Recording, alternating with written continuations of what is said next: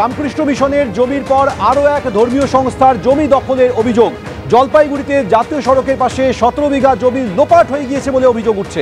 বিস্তারিত জানবো, আমাদের প্রতিনিধি রাজা চট্টোপাধ্যায় রয়েছে। রাজা, মুখ্যমন্ত্রী সম্প্রতি কড়া বার্তার পরেও জলপাইগুড়িতে জমি মাফিয়ার তাণ্ডব থামছে না। একদমই তাই, যেটা অভিযোগ উঠেছে গোশালা কর্তৃপক্ষের তরফ থেকে, জলপাইগুড়ির যে গোশালা মোড় রয়েছে হাইওয়ে, ন্যাশনাল হাইওয়ে, তার পাশেই তোমাকে বলে রাখি শ্রী বৈকুণ্ঠপুর তিনজোর পোল গোশালা বলে একটি ধর্মীয় জায়গা রয়েছে। সেখানে কিন্তু দীর্ঘদিন যাবৎ কিন্তু এই গোশালা এখানে চলছিল। সেখানে পূজা পার্বণ হয়, গোমাতার পুজো হয়। তুমি জানো যে এর আগেও কিন্তু বিভিন্ন জায়গায় কিন্তু মুখ্যমন্ত্রীর নির্দেশে যে সমস্ত সরকারি জমি বা ব্যক্তিগত জমি দখল করে রেখেছে তাদের বিরুদ্ধে পুলিশ কিন্তু অ্যাকশন নিয়েছে, এবং এদের পক্ষ থেকে পরিষ্কার অভিযোগ উঠেছে যে 17 বিঘা যে জমি রয়েছে তাদের এই গোশালার অধীনে থাকা ন্যাশনাল হাইওয়ের পাশে, সেই জমি কিন্তু বেদখল হয়ে যাচ্ছে দিনের পর দিন।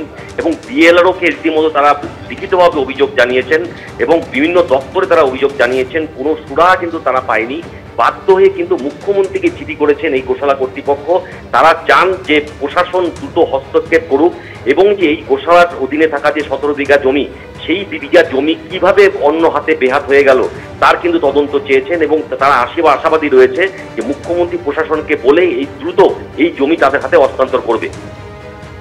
রাজা, তুমি আমাদের সঙ্গে থাকো। যে খবর আপনার দেখাচ্ছি, রামকৃষ্ণ মিশনের জমির পর আরও এক ধর্মীয় সংস্থার জমি দখলের অভিযোগ। জলপাইগুড়িতে জাতীয় সড়কের ধারে 17 বিঘা জমি লোপাট হয়ে গিয়েছে বলে অভিযোগ। ভুয়ো দলিল বানিয়ে প্লট করে জমি বিক্রি করে দেওয়ার অভিযোগ ওঠে। মাসখানেক আগেই রামকৃষ্ণ মিশনের জমি দখল হয়ে যায় বলে অভিযোগ ওঠে। তারপর তড়িঘড়ি পুলিশ প্রশাসন পদক্ষেপ করে কয়েকজনকে গ্রেপ্তার করা হয়।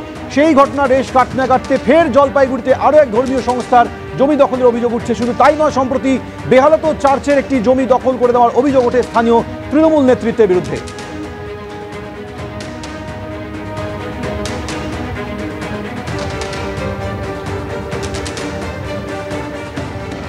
দেখুন, কারা যুক্ত আছে সেটা তো আমরা বলতে পারবো না, কিন্তু যেটা মেনলি পাওয়া গেল, যেটা এই জমিটার মধ্যে আমাদের দুটো শরিক, আরেকজন শরিক ছিল। আমাদের একটা 1/3 পোর্শন একজনের ছিল আর 3/4 পোর্শন আমাদের ছিল।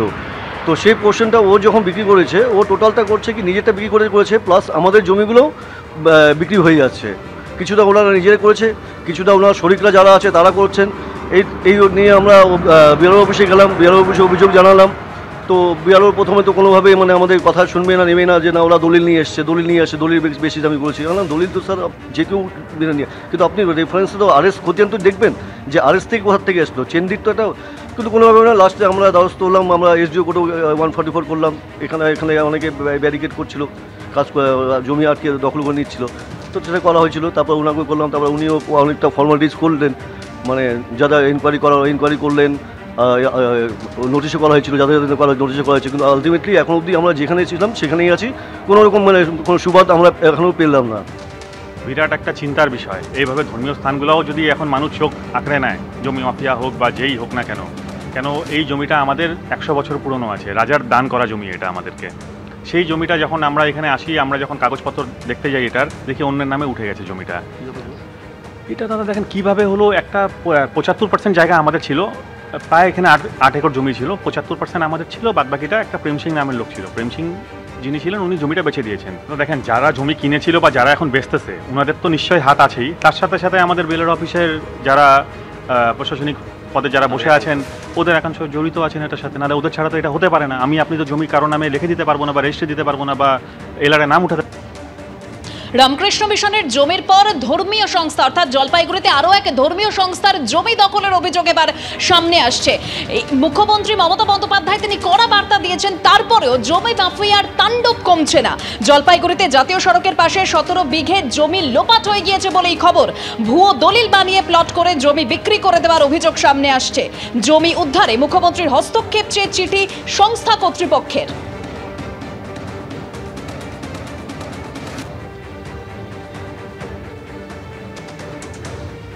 আমরা এ নিয়ে কথা বলবো। আমাদের সঙ্গে টেলিফোন লাইনে রয়েছেন বিজেপি বিধায়ক শঙ্কর ঘোষ। শঙ্কর দা, যে অভিযোগ অর্থাৎ রামকৃষ্ণ মিশনের জমি দখলের অভিযোগ সামনে এসেছিল, এরপর জলপাইগুড়িতে আরও এক ধর্মীয় সংস্থার জমি দখলের অভিযোগ সামনে আসছে। মুখ্যমন্ত্রী তিনি বারবার কড়া বার্তা দিয়েছেন, তারপরেও কিছু থামছে না।